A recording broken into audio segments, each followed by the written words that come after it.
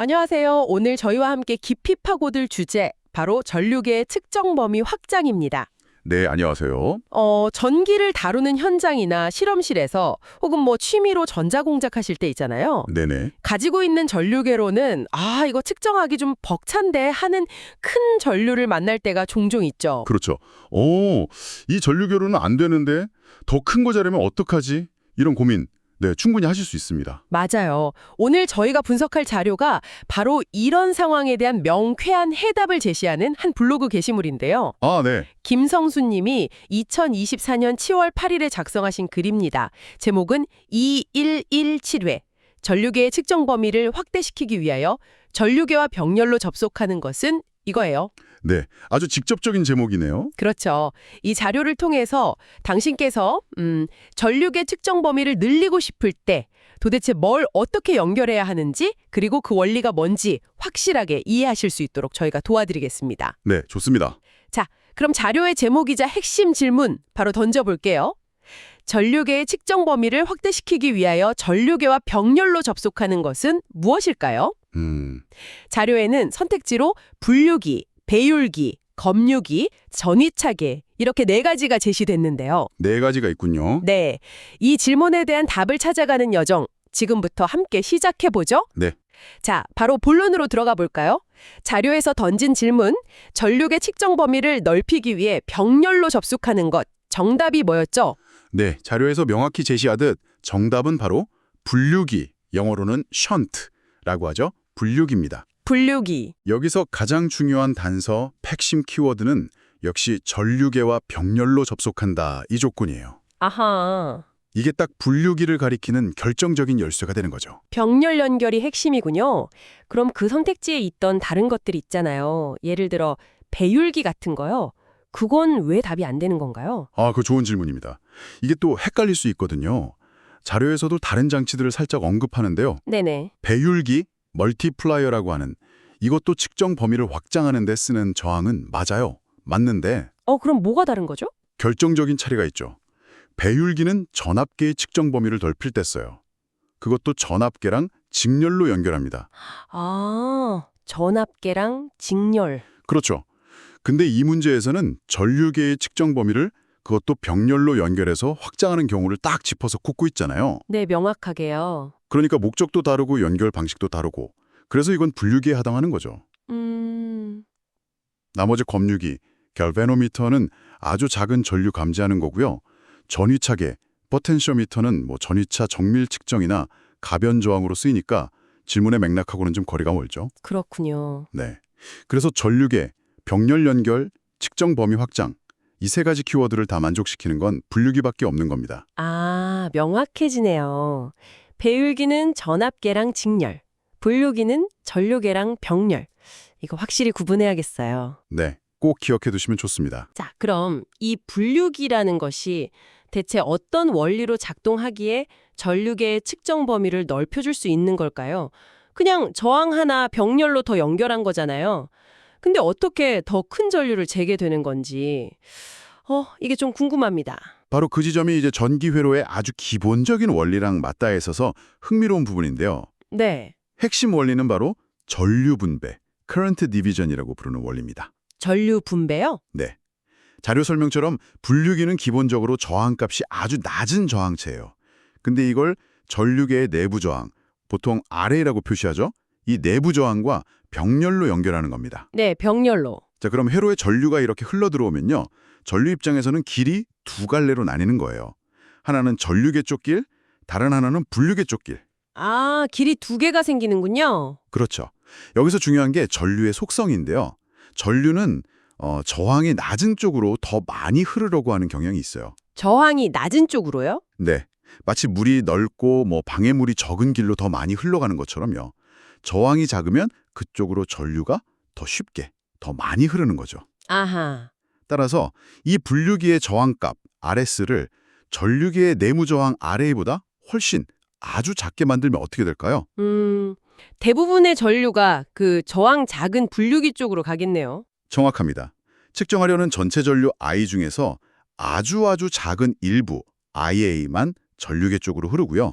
대부분의 전류 IS는 저항이 훨씬 낮은 분류기 쪽으로 싹 우회하게 되는 겁니다. 우회하는군요. 네. 자료에서 인용한 문구처럼 전체 전류는 이 두 저항, 전류계 내부 저항과 분류기 저항을 통해 분배됩니다. 그리고 전류계에 흐르는 전류의 일부만 측정되고 나머지 전류는 분류기를 통해 흐르게 됩니다. 바로 이 원리를 이용하는 거예요. 아, 그러니까 전류계 자체는 자기가 감당할 수 있는 작은 전류만 통과시키면서도 분류기로 얼마나 많은 전류가 지나갔는지 계산을 해서 전체 큰 전류값을 알아낼 수 있게 되는 거죠. 아하, 알겠습니다.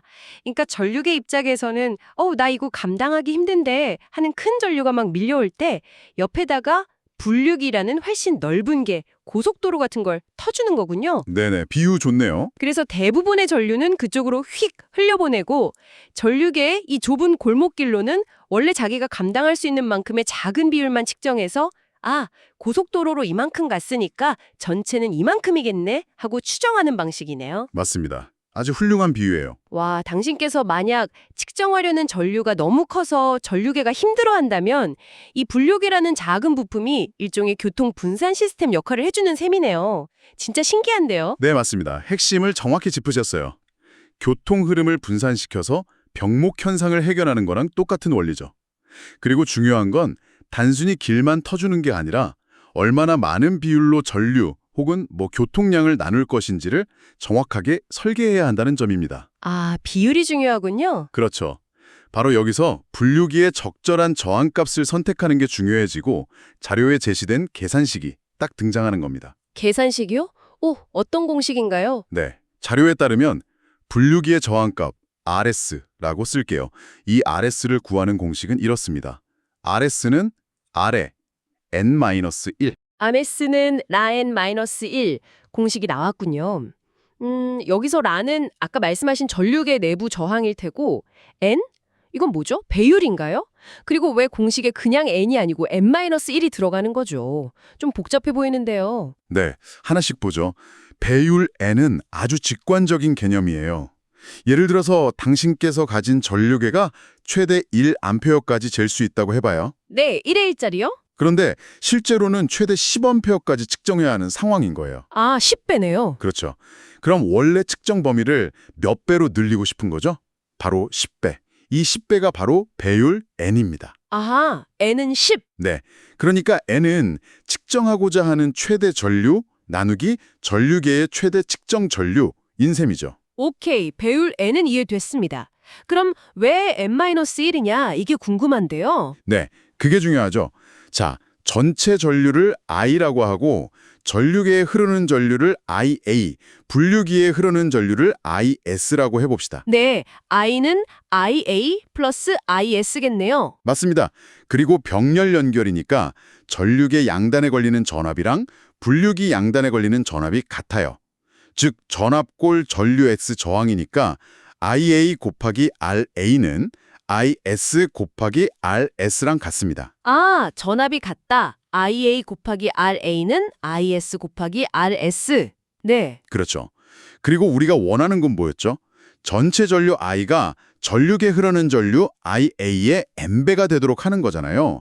즉, I는 NIA가 되도록 만들고 싶은 거죠. 네, 배율이니까요. 그럼 아까 I는 IA 더하기 IS라고 했으니까 IS를 I와 IA로 표현하면 IS는 IIA잖아요. 여기에 I는 NIA를 대입하면 IS는 NIAIA가 되죠. 이걸 IA로 묶으면 IS는 N-1 IA가 됩니다. 아, IS가 N-1 곱하기 IA군요. 네, 이제 거의 다 왔습니다. 아까 전압관계식 IA, RA는 IS, RS 있었죠. 여기에 방금 구한 IS는 N-1 IA를 대입하는 거예요. 그러면 IARA는 N-1 IARS가 됩니다. 오라, 양쪽에 IA배 있네요. 그렇죠. 양변에서 IA를 약분하면 RA는 N-1 RS라는 식이 남습니다. 이걸 우리가 구하려는 분류기 저항 RS에 대해 정리하면 바로 뭐가 나올까요? RS는 RA, N-1, 아, 이렇게 유도되는 거였군요. 와, 네, 맞습니다. 그래서 N-1은 결국 전체 전류 중에서 분류기를 통해 흘러야 하는 전류가 전류계를 통해 흐르는 전류의 몇 배인지를 나타내는 비율인 셈이죠. 와, 그냥 공식만 외우는 것보다 왜 n-1이 되는지 과정을 보니까 훨씬 명확하게 이해되네요. 속이 다 시원합니다. 그렇죠. 원리를 알면 응용하기도 좋고요. 그럼 아까 예시처럼 1A 전류계로 10A까지, 즉 10배 N은 10으로 측정하고 싶으면 분류기 저항 RS는 전류계 내부 저항 RA의 10 빼기 1, 즉 9분의 1 배율이 되어야 한다는 거군요. 정확합니다. 만약에 전류계 내부 저항 RA가 예를 들어서 0.95ohm이라고 가정해 볼게요. 그리고 배율 N을 10으로 하고 싶다면 필요한 분류기 저항 RS는 RA는 0.9ohm 나누기 N 빼기 1, 즉 0.9ohm 나누기 9니까 0.2ohm이 되는 거죠. 0.1옴? 굉장히 작은 값이네요. 네, 그렇죠. 이렇게 0.1ohm짜리 매우 작은 저항을 전류계와 병렬로 딱 연결해주면 전체 전류의 100분의 1, 즉 E나 이퀄 IN 이퀄 I벳만 전류계 쪽으로 흐르고 나머지 900분의 1, 즉 S는 n-1n I 이퀄 900분의 9i는 0.1ohm짜리 분류기로 흐르게 되는 겁니다. 아하, 그러면 실제로 측정할 때는 전류계 눈금이 예를 들어 0.5A를 가리키고 있다면 실제로는 그 값에 배율인 10을 곱해서 지금 5A가 흐르고 있구나. 이렇게 읽으면 되는 거군요. 네, 맞습니다. 그렇게 읽으면 되죠. 이야, 생각보다 계산도 간단하고 측정 방식도 직관적이네요. 이거 정말 유용한 팁인데요. 당장이라도 제 멀티미터 전류 측정 범위를 한번 넓혀보고 싶어지는데요. 그렇죠. 이게 특히 고가의 대전류 측정 장비를 따로 사기 좀 부담스러울 때 있잖아요. 네, 비싸죠. 그럴 때 기존에 가지고 있는 비교적 저렴한 전류계 혹은 멀티미터의 전류 측정 기능이랑 진짜 몇백 원 안 하는 저항 하나만으로도 측정 가능한 범위를 확 늘릴 수 있다는 점에서 아주 실용적입니다. 뭐 학교 실험실이나 개인 작업실 같은 환경에서 정말 유용하게 쓰일 수 있죠. 그런데 말이죠. 이렇게 좋아 보이는 방법에도 혹시 주의할 점 같은 건 없을까요? 이론은 간단해 보여도 실제 적용할 때는 뭔가 고려해야 할 변수들이 있을 것 같은데요. 아, 물론입니다. 예리하시네요. 어떤 기술이든 실제 적용에는 항상 고려해야 할 점들이 따르기 마련이죠. 그렇죠. 자료에서는 기본적인 원리랑 계산식에 초점을 맞추고 있지만 실제 정밀하고 또 안전한 측정을 위해서는 몇 가지 중요한 점들을 추가로 꼭 고려해야 합니다. 어떤 점들인가요? 첫째는 전류계 내부 저항값의 정확성입니다. 아까 공식 RS는 RAM-1 보셨죠? 네. 분류계 저항값 RS가 아래값에 직접적으로 의존하잖아요. 만약 아래값을 정확히 모르거나 혹은 잘못 알고 있다면 당연히 계산된 RS값도 부정확해지고 결국 최종 측정값에 오차가 생기게 됩니다. 아, 그렇겠네요. 입력값이 정확해야 결과도 정확하겠죠. 네, 특히 오래된 전류계나 좀 저가용 멀티미터 같은 경우는 스펙시트에 내부 저항값이 아예 없거나 있더라도 실제 값이랑 차이가 좀 있을 수 있어요. 그럼 아래값을 모를 때는 어떻게 해야 하나요? 직접 재야 하나요? 네, 가장 좋은 방법은 직접 측정하는 거지만 이게 또 전류계 내부 저항을 정확히 재는 게 생각보다 좀 까다로울 수 있습니다. 아, 그래요. 보통은 이미 알고 있는 외부 저항이랑 전화번을 이용해 간접적으로 계산하는 방법을 쓰는데요. 이것도 추가적인 장비나 지식이 좀 필요할 수 있죠. 그래서 보통은 제조사에서 제공하는 스펙값을 그냥 믿고 쓰거나 아니면 아주 고정밀 측정이 아니라 대략적인 범위 확장의 목적이라면 어느 정도 오차는 감수하고 사용하는 경우도 있습니다. 그렇군요. 아래값의 정확성, 첫 번째 주의점이네요. 네.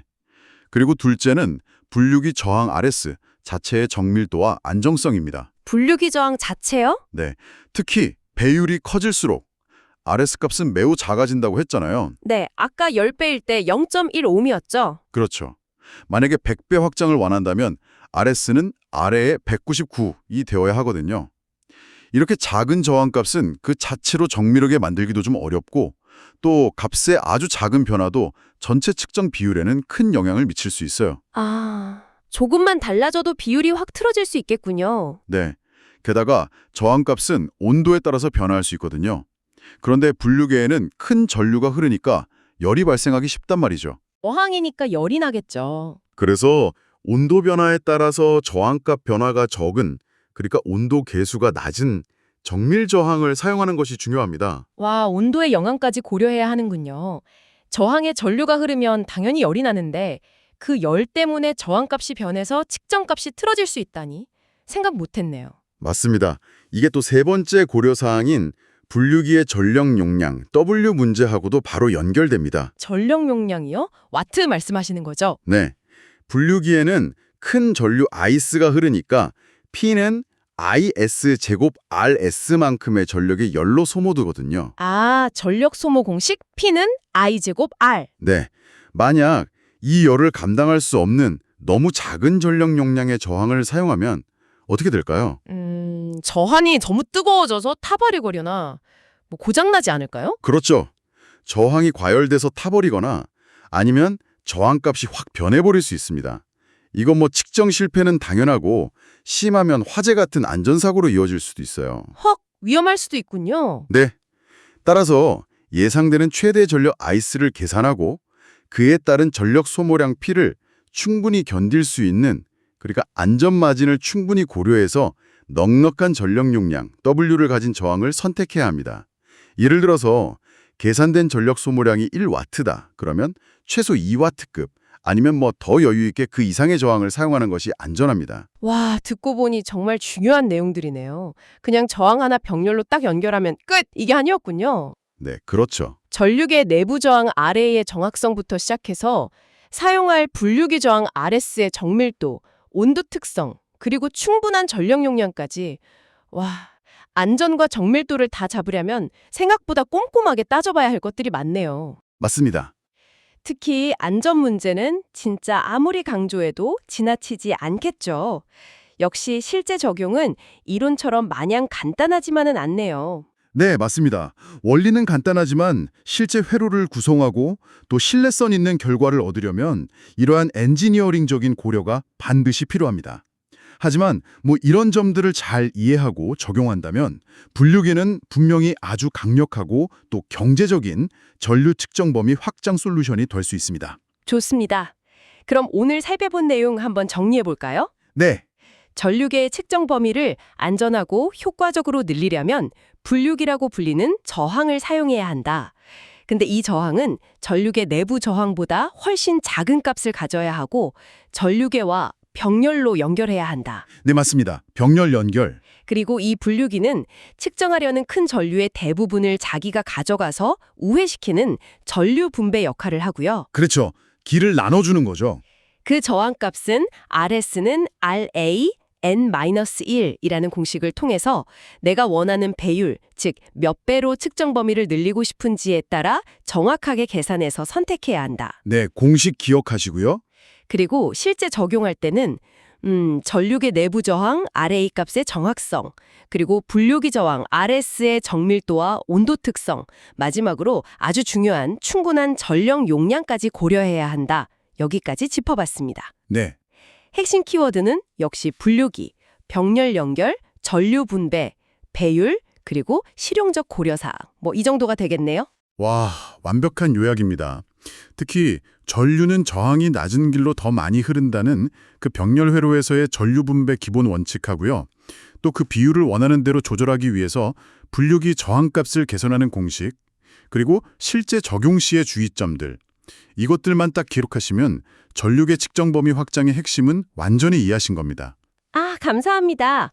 오늘 저희는 김성수님의 블로그 게시물을 바탕으로 전류계의 측정 범위를 확대시키기 위해 전류계와 병렬로 접속하는 것이 바로 분류기, 션트라는 것, 그리고 이게 병렬 연결과 전류 분배 원리를 통해 어떻게 작동하는지, 또 실제 사용할 때는 뭘 고려해야 하는지까지 아주 깊게 있게 살펴봤네요. 덕분에 아주 명확하게 이해할 수 있었습니다. 네. 그런데 여기서 잠시 멈춰서 한 걸음만 더 나아가서 생각해 볼 점이 하나 있어요. 오, 어떤 점인가요? 오늘 우리가 살펴본 이 분류의 원리 있잖아요. 그 주된 경로, 여기서는 전류계죠. 이 주경로가 감당하기 어려운 부하, 여기서는 큰 전류고요.